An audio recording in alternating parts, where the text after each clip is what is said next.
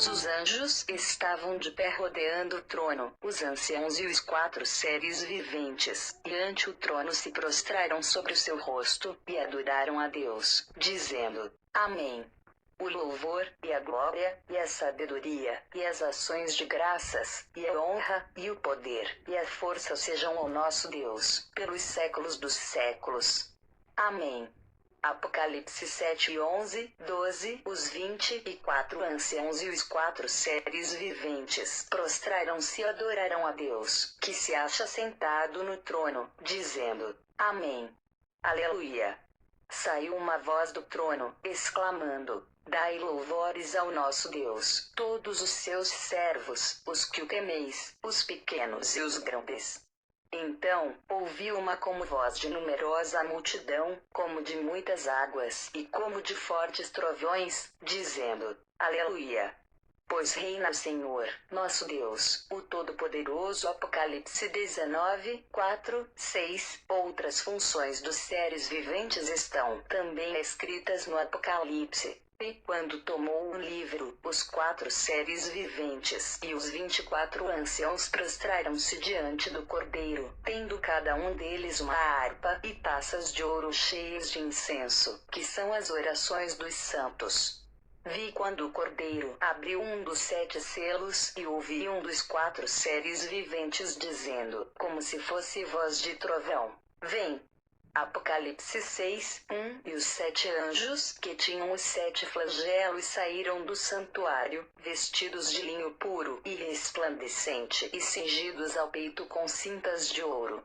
Então, um dos 4 seres viventes deu aos 7 anjos 7 taças de ouro, cheias da cólera de Deus, que vive pelos séculos dos séculos.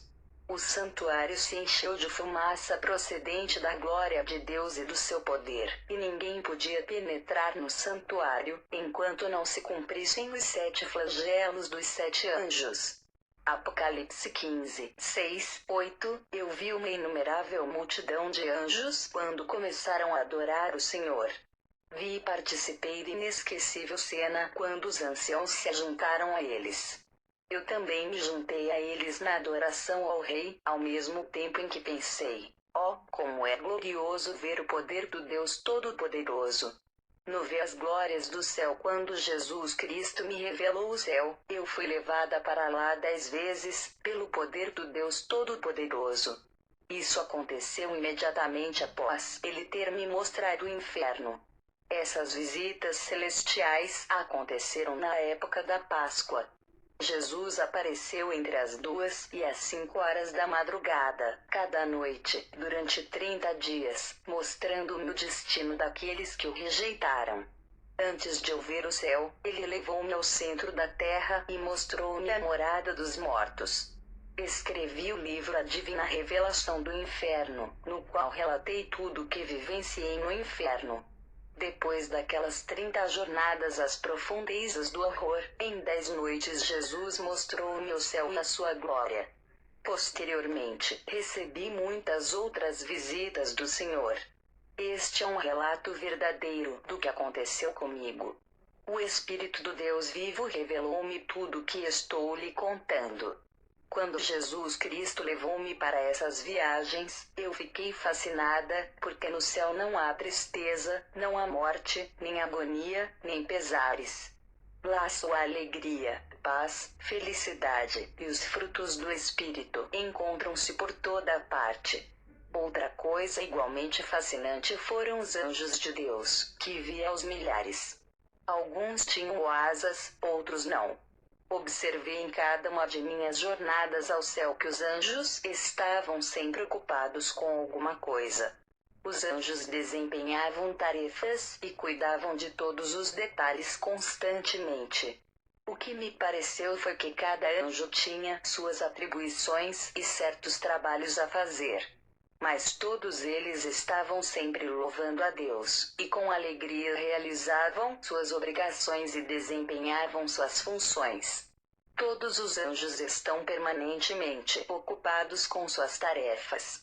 Por exemplo, quando novas almas vêm para o céu, os anjos as encontram e as conduzem imediatamente pelo rio da vida.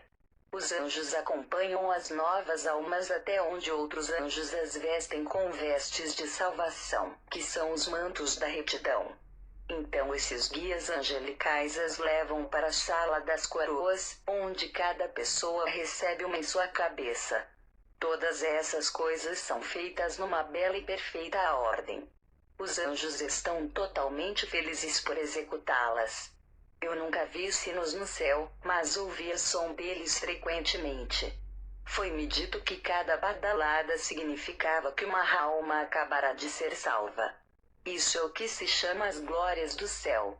As mobílias do céu. Em minhas viagens ao céu vi mesas muito bonitas. Não sei como descrevê-las adequadamente. Em certas ocasiões, aqui na Terra, vi mobílias do estilo vitoriano e de outros estilos cheios de trabalhos artísticos em suas peças. Você provavelmente já viu algumas dessas belas peças, como por exemplo uma mesa encostada numa parede com um vaso ou um livro sobre ela. Bem, no céu vi mesas assim em muitos lugares, mas elas eram muito mais elaboradas, muito mais belas e mais bem feitas. Havia também livros por toda a parte, assim como muitas outras coisas. Registros celestiais. Meu irmão, saiba que toda vez que você der dinheiro, toda vez que você pagar o dízimo, tudo o que você fizer para a glória de Deus é registrado no céu. Lembro-me disso tão bem porque quando o Senhor me mostrou sua glória e poder, fiquei com uma impressão tão forte que isso nunca mais se apagará da minha mente. Em minhas viagens, observei que muitos anjos chegavam ao céu com relatórios de todas as partes da terra. Eles iam a uma certa sala que tinha um anjo encarregado de fazer o registro. O anjo mensageiro lia o relatório e o anjo encarregado do registro perguntava: "Você foi testemunha? Você viu que isso aconteceu?" Quando o relatório era confirmado, ele era escriturado num determinado livro. Esses livros eram finalmente levados ao trono de Deus. Mas, primeiro, eles tinham que passar por um processo especial. Lembro-me nitidamente de que o Espírito do Senhor movia-se continuamente no céu. Era de uma forma muito mais intensa do que na terra. As coisas da terra são semelhantes aos padrões do céu, mas são somente como sombras das coisas do céu. Músicas incríveis, louvores sem fim e outras glórias que a terra não tem como imaginar são abundantes no céu. Deus quer pessoas que o louvem. Da abertura no Gênesis até o encerramento no Apocalipse, Deus expressa o seu desejo de ter uma família que o ame. Enquanto estiver lendo este livro, lembre-se de que o céu é um lugar preparado para aqueles que o amam. Um dia irei para lá. Um dia você irá para lá, se você realmente tiver nascido de novo, se você tiver se arrependido de seus pecados, e se você tiver Jesus Cristo em seu coração. Os seus pecados podem ser lavados por Jesus, por meio do precioso sangue que ele verteu na cruz. Vou agora falar sobre o sangue do Cordeiro, o precioso sangue de Jesus. O sangue purificador. Anteriormente eu descrevi a sala de registros, mas agora quero abordar um outro aspecto. Um grande número de anjos sentava-se num certo setor das salas de registros. Eles tinham baldes de ouro à sua frente. Isso também faz parte das glórias do céu. Em frente daqueles anjos havia pilhas de livros. Alguns dos marcadores colocados dentro dos livros pareciam ser mensagens da terra. Cada mensagem tinha que ser examinada por um grande anjo que era responsável pelos registros. Vi ainda 2 outros anjos que traziam mensagens da terra. Havia uma nova mensagem cada vez que alguém nascia de novo, tendo sido verdadeiramente salvo de seus pecados pelo fato de ter aceitado Jesus Cristo em seu coração. Quando alguém verdadeiramente se arrependia de seus pecados e pedia para Jesus ser o seu Senhor e Salvador, era registrado que tal pessoa tinha dado a sua vida para o Senhor. Os anjos com aqueles baldes dourados pegavam um livro de cada vez da pilha de livros. Cada um dos anjos tinha em suas mãos o que parecia ser uma toalha tingida de sangue. Aquela toalha vermelha de sangue estava cheia de glória, de luz e de poder. Ela não estava com um sangue que seria horrível de se ver, nada disso. Ela era linda. Cada anjo posicionava o livro escolhido à sua frente. Começando pela primeira página, ele apagava completamente o que estava escrito, usando a toalha tingida de sangue. Sob a direção de Deus, o anjo apagava a velha história daquele pecador e registrava que tal pessoa tinha nascido de novo. Eu mesmo, sou o que apago as tuas transgressões por amor de mim e dos teus pecados não me lembro. Isaías 43, 25, Filho de Deus, a palavra de Deus é a pura verdade. Ele verdadeiramente perdoa os nossos pecados. Como foi bela a cena em que vi os anjos limpando as páginas daqueles livros. Aleluia! Deus lava e remove toda a sujeira de cada um de nossos pecados. Enquanto eu via essas coisas gloriosas, ouvi os santos em glória cantando: ó, somente o sangue de Jesus é que lava todo o meu pecado. É somente o sangue de Jesus que de todo mal me tem curado. Ó, somente o sangue de Jesus me lava e me faz purificado. E então ouvi os anjos cantando a seguinte canção: é mais um que foi remido pelo sangue do Cordeiro. E o diabo foi vencido pelo sangue do Cordeiro. Mais um salvo do inferno pelo sangue foi liberto. Nunca se envergonhe de invocar o poder do sangue de Jesus Cristo. O sangue de Jesus foi derramado há cerca de 2000 anos para lavar completamente os nossos pecados, e nunca perdeu seu poder desde então. Jesus venceu o diabo de uma vez por todas, quando a si mesmo se ofereceu, Hebreus 7:27, e foi levado para a cruz por nós. Cristo veio da glória. Ele nasceu de uma virgem. Ele deu a sua vida a fim de que nós pudéssemos ser remidos pelo seu precioso sangue. Ele fez isto para que nós não tivéssemos que ir para o inferno, o terrível lugar que ele me mostrou. Querido amigo, o Evangelho é verdadeiro. Como eu me regozijei quando vi aqueles anjos lavando completamente todo o registro anterior da vida das pessoas, daquelas pilhas de livros. Eles apagaram todo o passado, todos os velhos pecados, todas as coisas sujas. Todas as velhas coisas não permaneceram, o sangue de Jesus apagou todas elas. Somente Jesus pode fazer isso por você. Você não tem como fazê-lo por si mesmo. Os altares de Deus. Eu amo os altares de Deus. Quando vou a uma igreja cheia do Espírito que tem um belo altar, sei que muitas lágrimas foram derramadas ali. No Antigo Testamento, Deus repetidamente ordenou ao seu povo que fosse destruir os velhos altares pagãos. Aqui temos um exemplo. Deitareis abaixo os seus altares, e despedaçareis as suas colunas, e os seus postes ídolos queimareis, e despedaçareis as imagens esculpidas dos seus deuses, e apagareis o seu nome daquele lugar. Não fareis assim para com o Senhor, vosso Deus. Deuteronômio 12, 3, 4. O povo de Deus tinha que acabar com os altares pecaminosos que não davam louvor ao Senhor. Eles tinham que remover os altares que não honravam e que não reverenciavam a Deus, e então eles teriam que construir e manter altares somente para a adoração a Deus.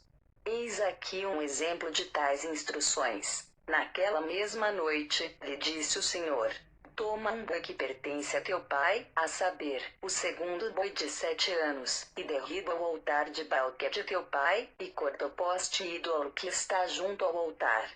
Edifica o Senhor, teu Deus, um altar no cimo deste baluarte, em camadas de pedra, e toma o segundo boi, e o oferecerás em holocausto com a lenha do poste ídolo que vieres a cortar. Juízes 6:25, 26. Os altares de hoje, quando prego em cultos por todo este país, penso nos altares de Deus. Quando vamos à frente numa igreja e derramamos o nosso coração diante de Deus, não estamos nos envergonhando perante Deus. Um altar consagrado é um lugar em que podemos ficar na presença de Deus, onde podemos invocá-lo e confessar os nossos pecados, pedindo que Ele nos perdoe. Muitos de nós sentimos o temor da sua presença ali. Podemos saber que Ele responde às nossas orações. Às vezes podemos até sentir os seus braços em volta de nós. Há algo maravilhoso com respeito aos altares, os velhos altares de Deus, nas igrejas. Ali você pode ajoelhar-se e adorar o Senhor. Você pode louvar a Deus em sua casa, também. Você pode louvá-lo em seu carro. Você pode louvá-lo em qualquer lugar. Entretanto, quero dizer-lhe uma coisa. O altar é um lugar próprio para ter um encontro com Deus e para ter comunhão íntima com Ele. Quando no Antigo Testamento os profetas fizeram altares para Deus, eles clamaram e se arrependeram diante de Deus pelos pecados do povo e também pelos seus próprios pecados. Diante do altar eles se arrependeram e ofereceram sacrifícios de sangue em favor do povo, e Deus aceitou os seus sacrifícios. Depois que Cristo fez o sacrifício final pelos nossos pecados através do seu sangue, que foi derramado, nós não precisamos mais oferecer sacrifícios. Entretanto, ainda precisamos nos arrepender quando temos a convicção de pecado, e o melhor lugar para isso é num altar. Quando vemos um altar dedicado a Deus numa igreja, devemos ajoelhar-nos e orar ali a Deus, sempre que possível. Significa muito ter um altar, que é apenas um lugar consagrado para Ele, sem nenhuma figura, sem nenhuma imagem.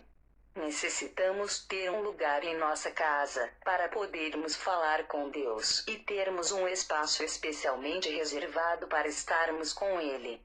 Quando eu prego, eu sempre digo às pessoas: não se envergonhe de vir ao altar. Aqui Deus se encontrará com você.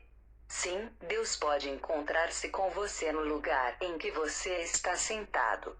Entretanto, há algo mais significativo num lugar santificado e frequentemente usado no seu relacionamento com Deus, em que você possa humilhar-se, erguendo as mãos e dizendo: Deus, aqui estou. Toma-me e usa-me para a tua glória. Adoro com sinceridade, e é necessário que você realmente queira dizer de todo o seu coração que você esteja dizendo numa oração. Deus está procurando pessoas que o amem e que o louvem. Está também procurando pessoas que retornem de seus maus caminhos e se voltem para Ele. Deus está à procura de pessoas que o adorem em espírito e em verdade. Se o meu povo, que se chama pelo meu nome, se humilhar, e orar, e me buscar, e se converter dos seus maus caminhos, então, eu ouvirei dos céus, perdoarei os seus pecados e sararei a sua terra.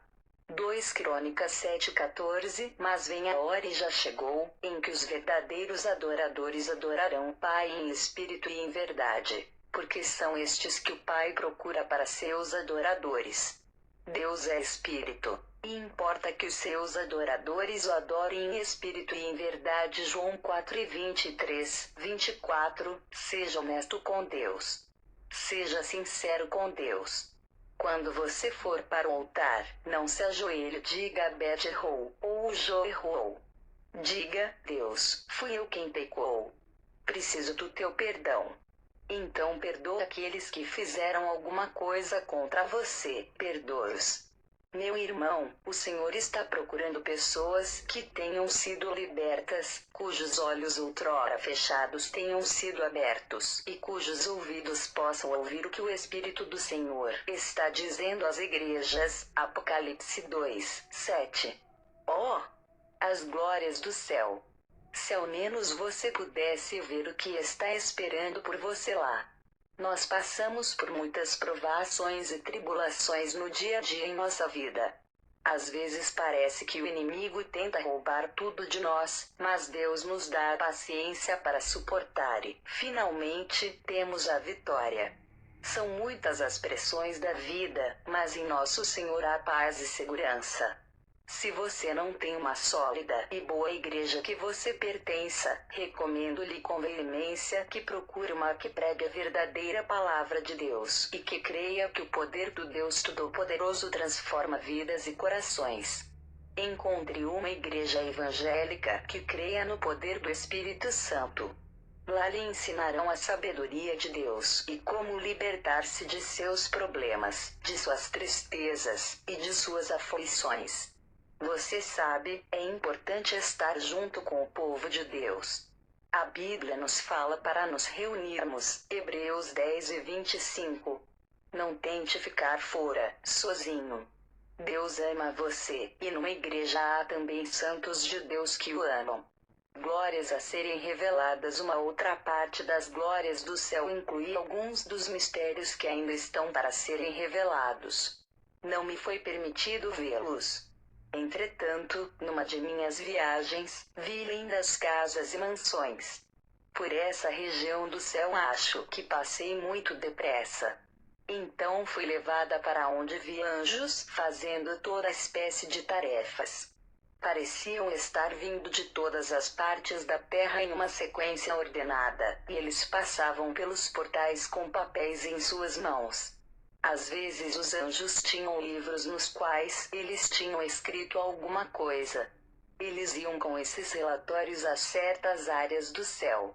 Então esses relatórios eram registrados em outros livros, contendo tudo o que fosse necessário para que os galardões dos santos pudessem ser dados. Quando você for para o céu, você será recompensado por tudo o que você tenha feito para Jesus Cristo. É por isso que eu escrevo este livro.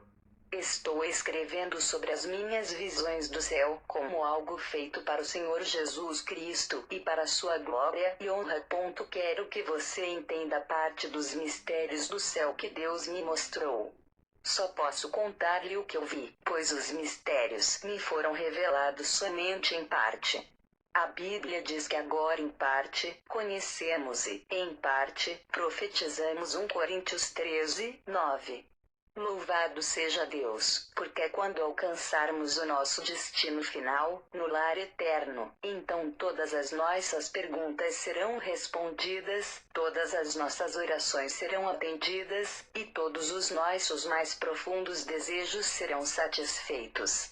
Dizer visões de anjos trabalhando. Neste capítulo vou contar-lhe as visões que tive de anjos trabalhando.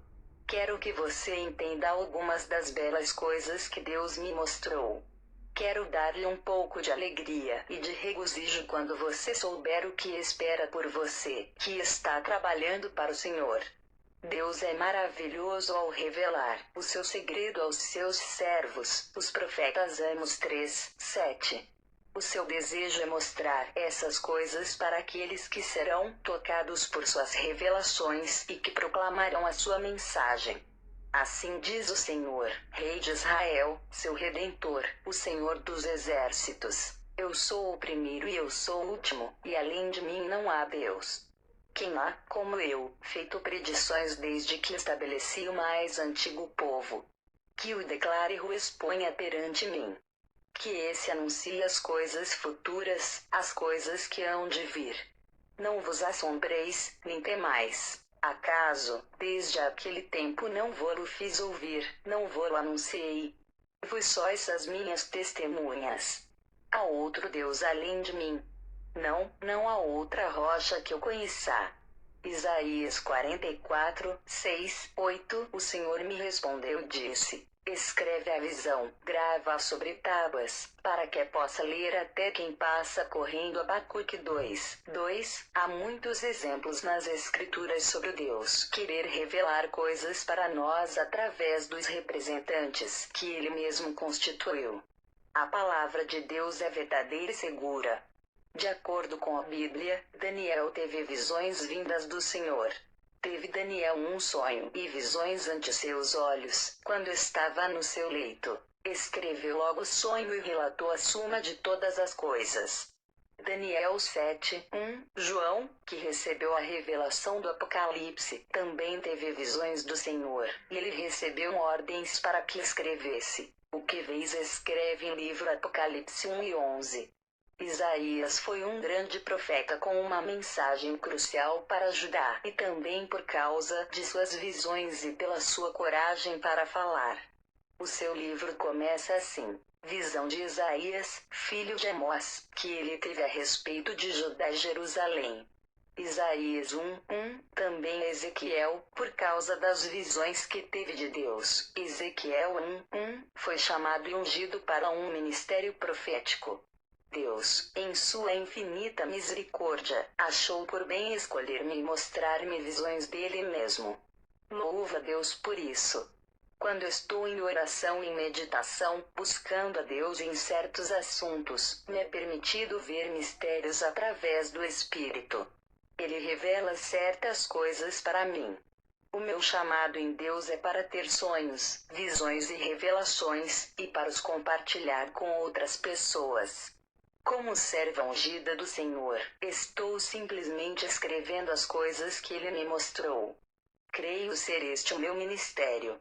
Revelando verdades de Deus. Quando começaram as minhas visões, o Senhor Jesus Cristo apareceu-me para mostrar-me o inferno.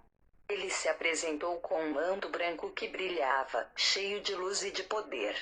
Jesus pareceu-me ter cerca de 1,80 m de altura. Sua barba demonstrava ter sido caprichosamente aparada. Seus longos cabelos tocavam de leve sobre seus ombros. Seus belos olhos eram penetrantes. Quadro de Cristo que mais se aproxima do modo como o vi em minhas visões é o que mostra no Muro das Lamentações, orando pelos judeus e por Israel. Jesus Cristo tem tanto amor e compaixão por nós, como o artista pintou naquele quadro, que ele percorrerá grandes distâncias para mostrar a alguém o inferno e o céu, e as coisas que virão. Carruagens de fogo. Vejam o que Bíblia diz. Orou Eliseu e disse: Senhor, peço-te que lhe abras os olhos para que veja. O Senhor abriu os olhos do moço, e ele viu que o monte estava cheio de cavalos e carros de fogo, em redor de Eliseu. 2 Reis 6:17. Quando eu estava no céu, vi carruagens de fogo, com anjos dirigindo-as. Elas eram bem grandes, e fiquei maravilhada com todo o seu esplendor. Revelações de Deus. Veja o que a Bíblia diz sobre os anjos neste versículo. E, estando eles com os olhos fitos no céu, enquanto Jesus subia, eis que 2 varões, vestidos de branco, se puseram ao lado deles. Atos 1:10. Como é que alguém pode ler isto e não acreditar? Deus abertamente mostrou anjos para o seu povo quando Jesus foi levado aos céus. Meu irmão, temos que nos conscientizar de que Deus quer nos revelar o seu glorioso poder e suas obras maravilhosas nestes últimos dias. Deus tem visões para mostrar para nós. Ele quer comunicar-nos essas verdades para que fiquemos incentivados e jubilosos por trabalhar para Ele aqui na terra. Milagres na igreja. Depois que tive estas visões, fui ministrar num culto de uma determinada igreja. Eu tinha passado um tempo em profunda meditação e oração. À noite naquela igreja vi anjos por toda a parte. Todos eles tinham espadas douradas em suas mãos. O Espírito do Senhor falou comigo. Ele disse de uma forma bem clara: Filha, quando chegar o momento de oração pelas pessoas, quero curar alguns problemas físicos. Quero que isto seja um sinal no seu ministério de que o testemunho do inferno é verdadeiro. Eu tenho dado a minha palavra de que farei sinais, maravilhas e milagres à medida que o Evangelho do Senhor Jesus Cristo for sendo pregado. Fiquei tão emocionada. No meu espírito vi um anjo com um grande livro, escrevendo nele conforme eu ia pregando. Nessa hora pareceu-me que o teto tinha sido aberto e então tive uma visão do trono de Deus. Anjos estavam regozijando-se e louvando a Deus. Quebrando a escravidão do pecado. Quando chegou a hora de fazer o apelo para que as pessoas viessem até o altar, vi anjos andando pela congregação, tocando nas pessoas para irem ao altar e entregarem o seu coração para o Senhor. Quando viu os anjos tocando o coração daquelas pessoas, os mais terríveis pecados começaram a ser agitados e colocados para fora do coração deles, enquanto eles se ajoelhavam e oravam a Deus. Oh, como foi lindo! Em meu espírito eu podia ver cadeias que prendiam aquelas pessoas. À medida que elas eram perdoadas, os anjos quebravam as amarras e rompiam as cadeias, libertando-as. As amarras eram quebradas quando as pessoas levantavam as mãos e confessavam seus pecados para o Senhor. Choros e gritos eram ouvidos por toda a parte partindo das almas que tinham sido libertas.